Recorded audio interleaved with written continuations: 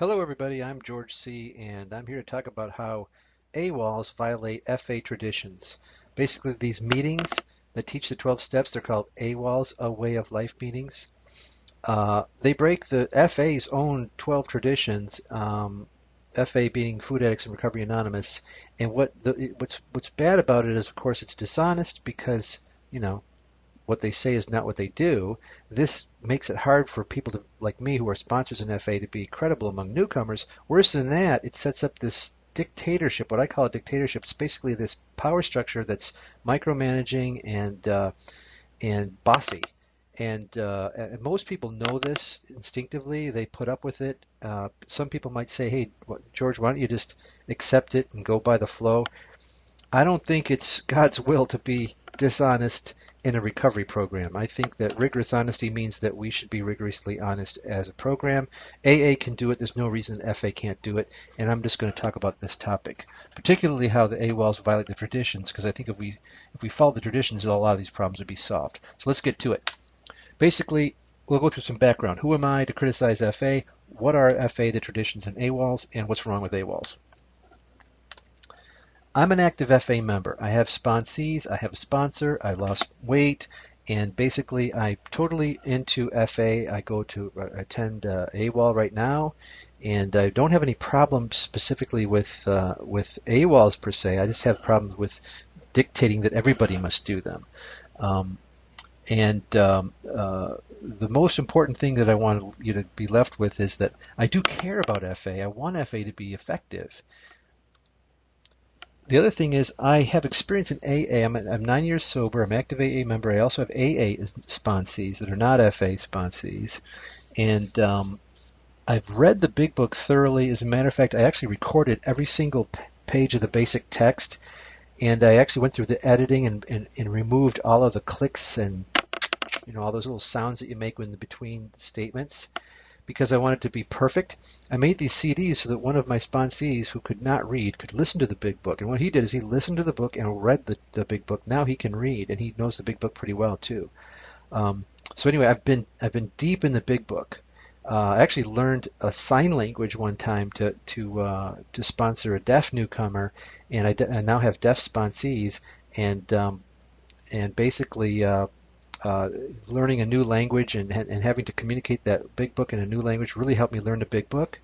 But more importantly for this particular presentation, I've been in various capacities in AA as a person who has to apply the traditions in practice and has to go through tough situations where you have to apply the traditions. For example, kicking somebody who's disruptive out of an AA group. You can't kick somebody out of an AA group. No AA can compel another AA telling what to do. But there has to be some kind of order and so forth. And so I've been through these issues and resolved them. So I'm not the world's expert in the 12 traditions, but I certainly know what they are. And I definitely know what they are better than most of the people I see in FA. Most importantly, I'm willing to speak up.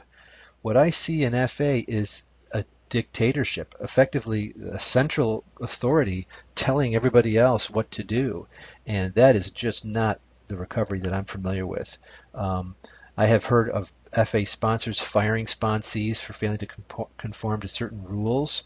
I've heard of that you have to have, like, AWOLs are not part of FA, but you have to have them to be eligible for FA leadership. I mean, just stuff that's clearly just goofy, and a lot of people aren't willing to call it what it is.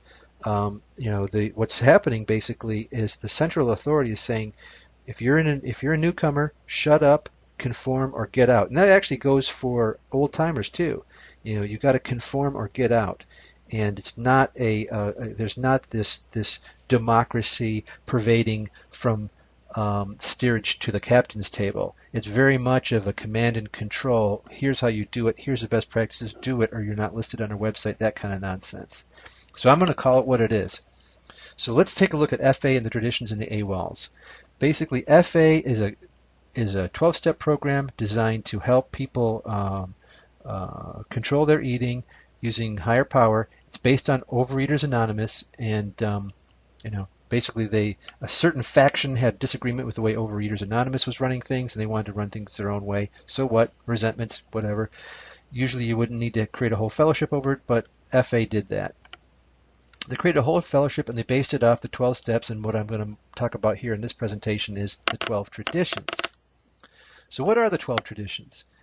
The 12 traditions are the rules that govern groups and the fellowship. The 12 steps are the recovery process by which individual members get recovery. But the 12 traditions were designed for the groups. I strongly recommend watching the YouTube video by Bill W. on the 12 traditions. This would be very helpful, I think, for almost everybody in FA to watch Bill W. himself, the founder, one of the co-founders of AA, talk about the 12 traditions. But that's another issue. These 12 traditions are very important, and the reason they were created was because there were problems, very similar to the problems we're having in FA, in AA. And so they create these traditions. Are they rules? Are they laws? Do you get kicked out? No, they're just traditions. And these traditions govern AA. And by generally speaking, AA follows them. I mean, nothing's perfect, but compared to FA, they follow them.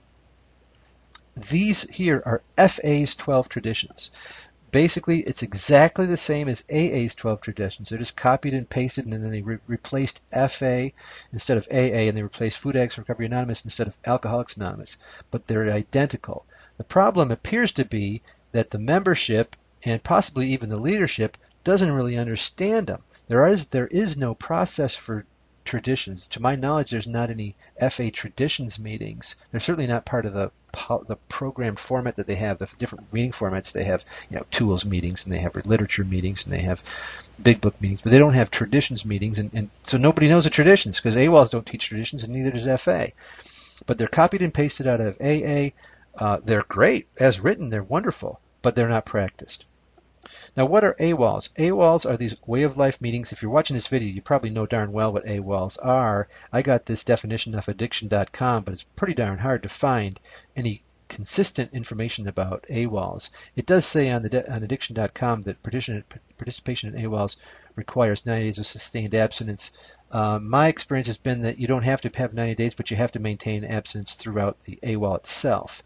But I'm sure different people have different rules, but basically these AWOL meetings do have an abstinent component. You will certainly hear a lot about it if you join an AWOL. And so what's wrong with AWOLs? Well, basically, here's the basic problem. FA members attend AWOLs after they're abstinent. So you become abstinent, you go to the AWOL, and then in the AWOL you do the 12 steps. That's how the system works. This is right off of FA's website, but anybody that belongs to FA knows this. So the recovery process for FA is number 1, become abstinent, then 2, do the 12 steps in AWOLs, then 3, you supposedly stay abstinent after that. Of course, the AA recovery process is you do the 12 steps with your sponsor and with your group, and then eventually you stay abstinent. So what's the problem? The problem is if you break, in other words, if you eat a non-abstinent food while you're going to an AWOL, you have to stop studying the steps. So you have to go back and become abstinent again. Of course, in AA, you never stop studying the steps. Nothing causes you to stop studying the steps. You just keep on doing the steps, whether you're abstinent or not. Abstinence can take place at any time during the process. Permanent abstinence now. Now, of course, the big book is quite clear that there are moderate drinkers, there are hard drinkers, and then there are real alcoholics. And if you go to AA meetings, you will sometimes hear people say, just don't drink and go to meetings. Well, of course, those people are not real alcoholics, or they're certainly not carrying the message of AA. They may well be hard drinkers that are able to stop drinking based on willpower alone. Those people do exist. They do belong to AA. They don't have any idea, possibly, about what a real alcoholic has to do. But the book's not unclear about it. The book is clear that at certain times we are without defense against the first drink. Not the second drink, not the third drink, the first drink. Well, if this is true for alcoholics, perhaps it is true for some food addicts. I'm going to suggest to you that there are moderate eaters, there are hard eaters, and there are real food addicts.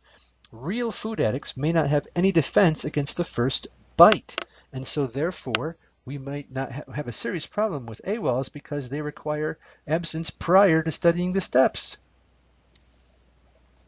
It is weird to me that the AWOLs have become such a dogma in FA.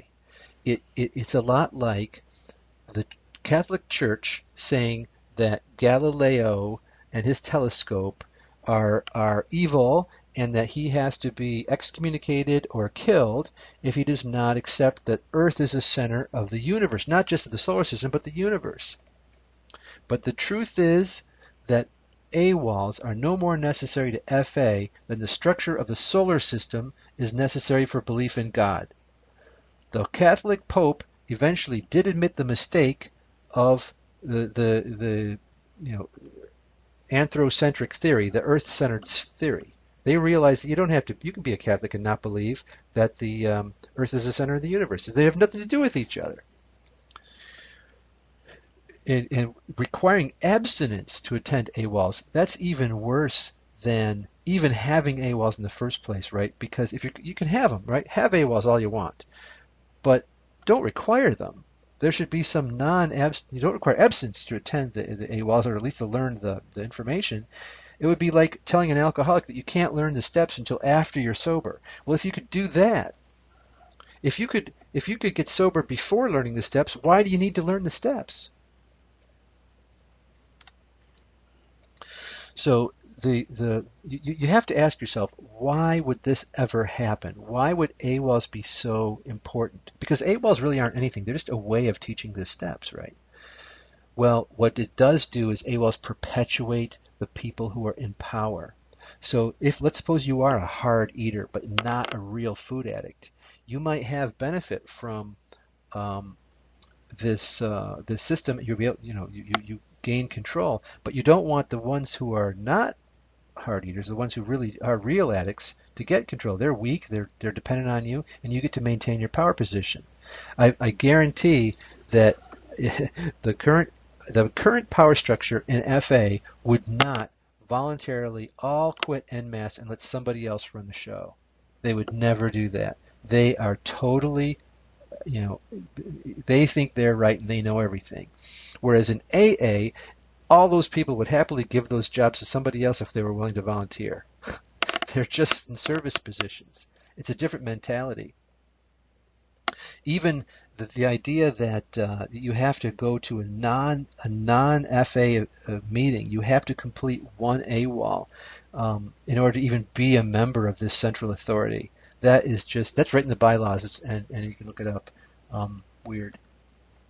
So anyway, the whole situation with AWOLs and FA is weird. Why it got that way, it's obviously, if they found a way that worked, they wanted it to preserve it. It probably wasn't intended to be evil, but what ended up happening is the people, they're just as controlling it in recovery as they were not in recovery. They just decide, hey, we want to do it the way that we know that works, and just do it our way, and everything's going to be great. The problem is they're lying.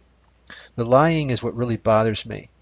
If the traditions were written as they're actually practiced, I probably would never make this video. But it's outrageous how bad the lies are in FA with respect to AWOLs, but just generally. In the traditions. Let's take a look at this. Tradition 1. Our common welfare should come first. Personal recovery depends on FA unity. FA unity. AWOL meetings are not FA meetings. Well, if FA meetings are not FA meetings, if AWOL meetings are not FA meetings, what do we need them for? Why do we need 2 meetings? AWOLs is saying, it's right in the bylaws here that the AWOLs have to be supported and recognized. Do Weight Watchers meetings have to be supported and recognized? Do OA meetings have to be supported and recognized? OA meetings led to the founding of FA. Why don't they require OA also? The logic isn't there.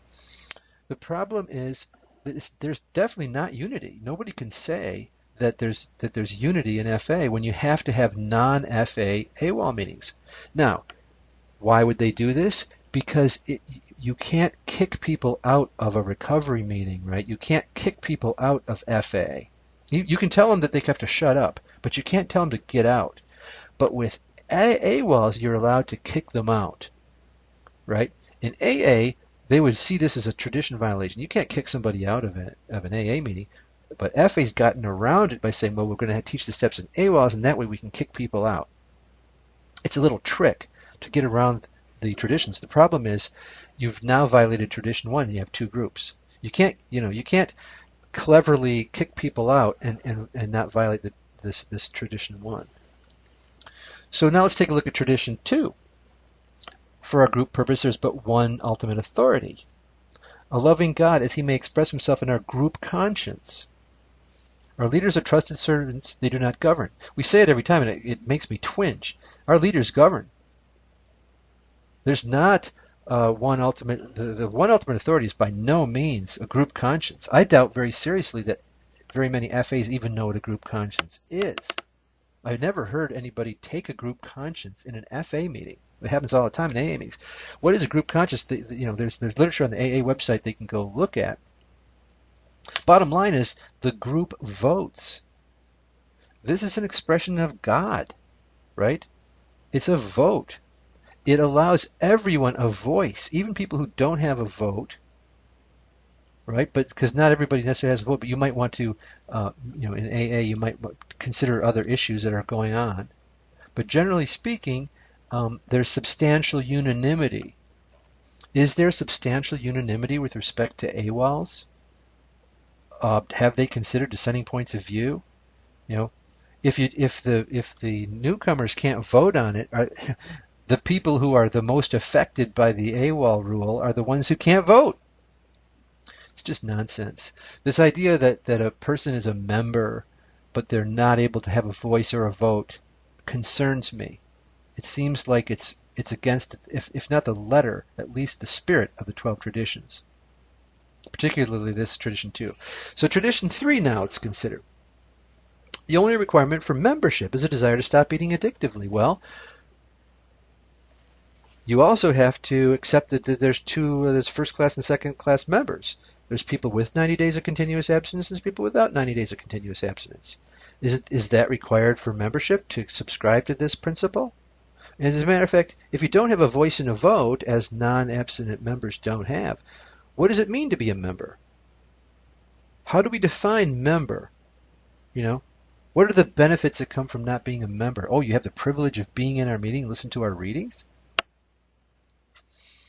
If you look at, I think it's page 160 of the big book, it says that the primary purpose of the meetings was to let newcomers bring us their problems. That was AA's purpose and remains that way today. Newcomers can come and share in meetings.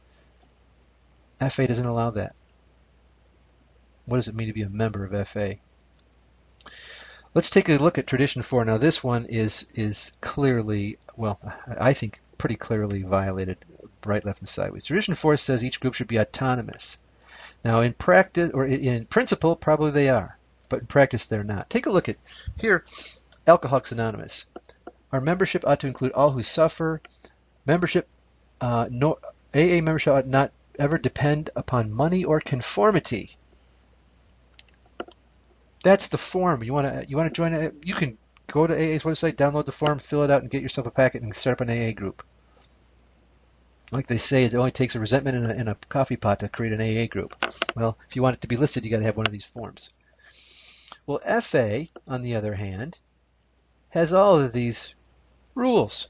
There's a whole litany of rules that have to be conformed to even get listed on the website. It's centrally dictated.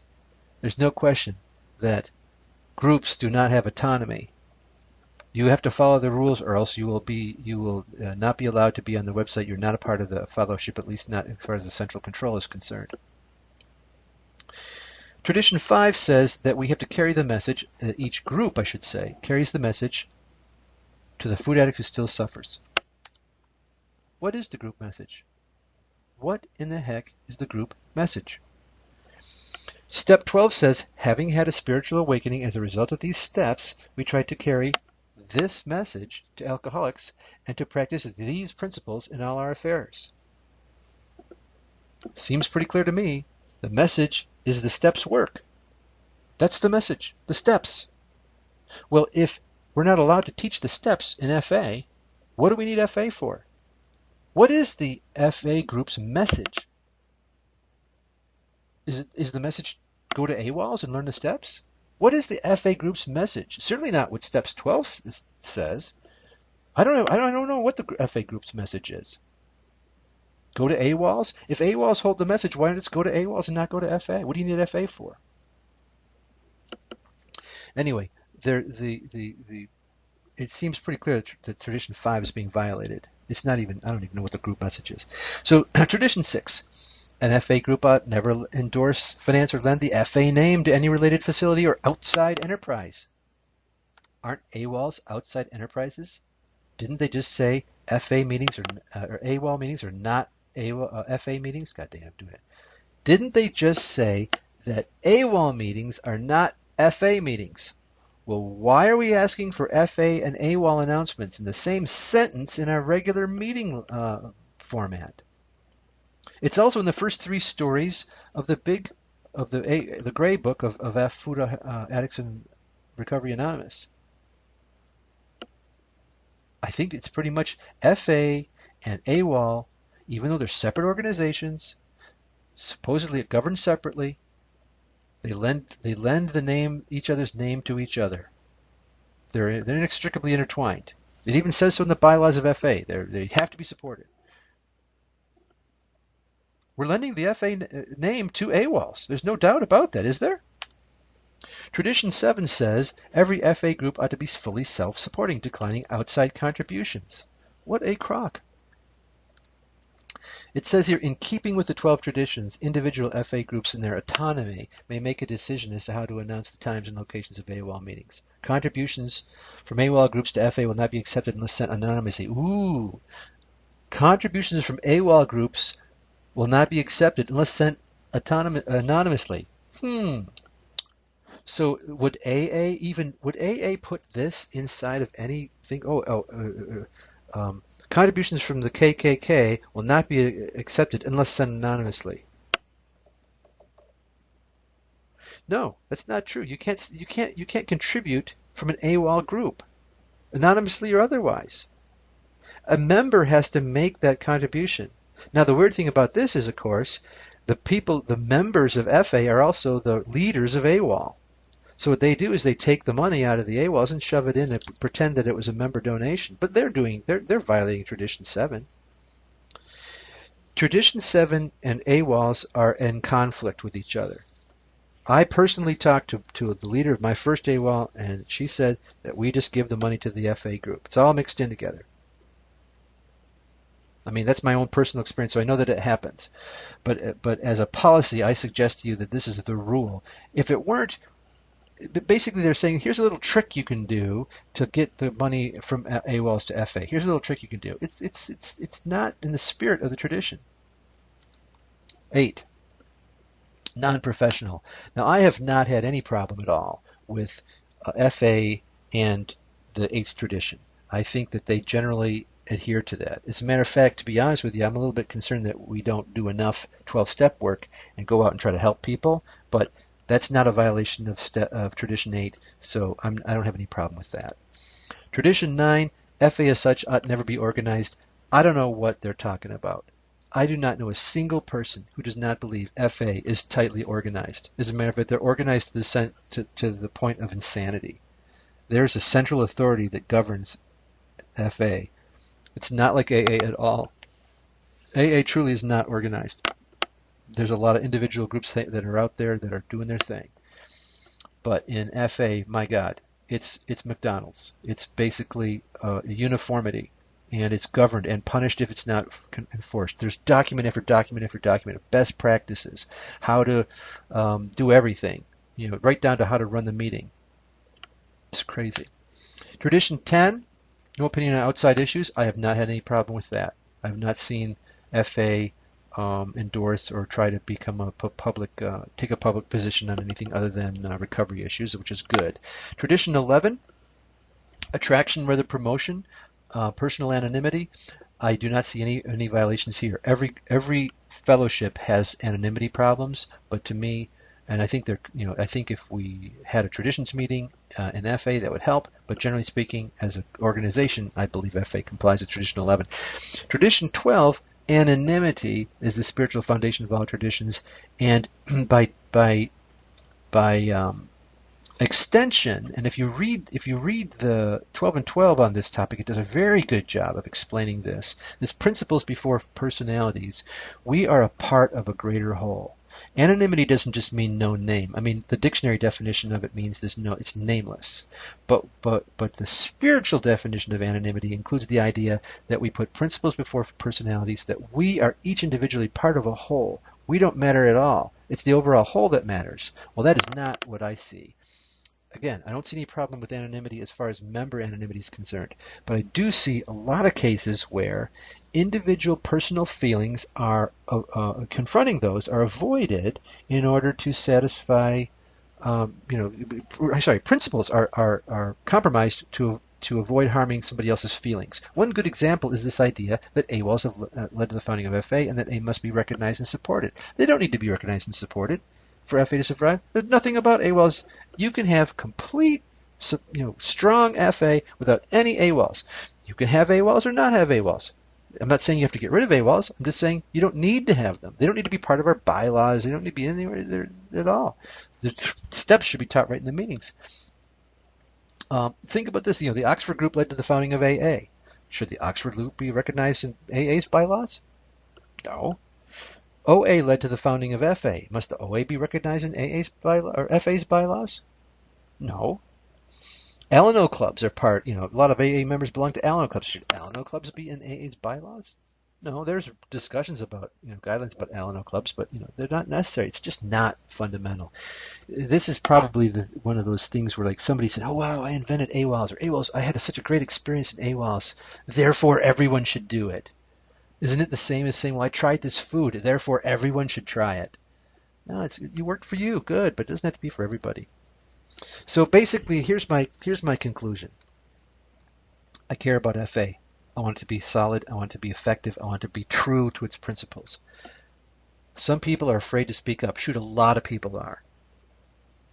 Because the dictatorial, but either they're afraid of hurting somebody's feelings, or they're afraid of losing their sponsor, or getting kicked out of some meeting, or being told they can't do something.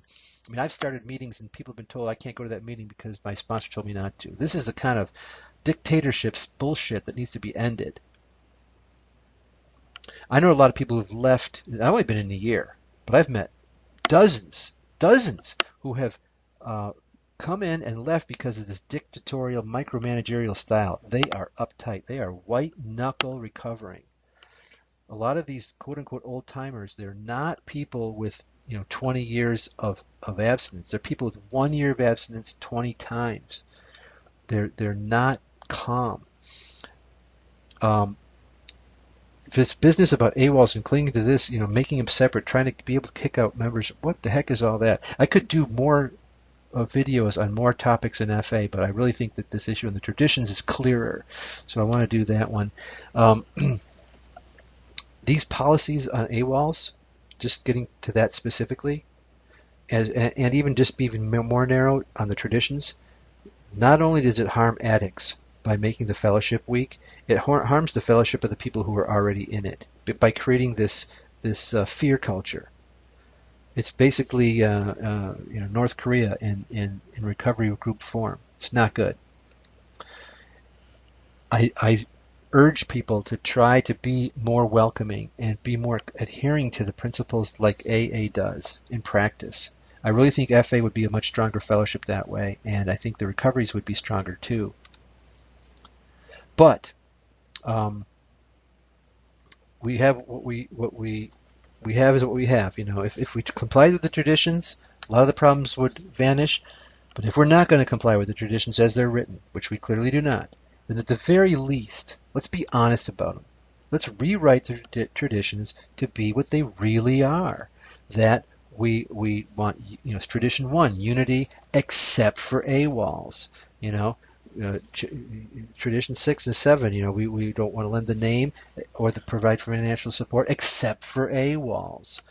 Be clear about this. Don't lie to people. The lying can't possibly be right. I don't see how anyone can defend. You might disagree with me about AWOLs. You might disagree with me that we should have them or not, or make them required or not. But how are you going to disagree with me about the lying? I hope this has helped, and good luck in your deliberations on this matter. I encourage everyone to be honest in their dealings and state your own opinion on this. I'll post this video and you can put your opinion on that. Thank you.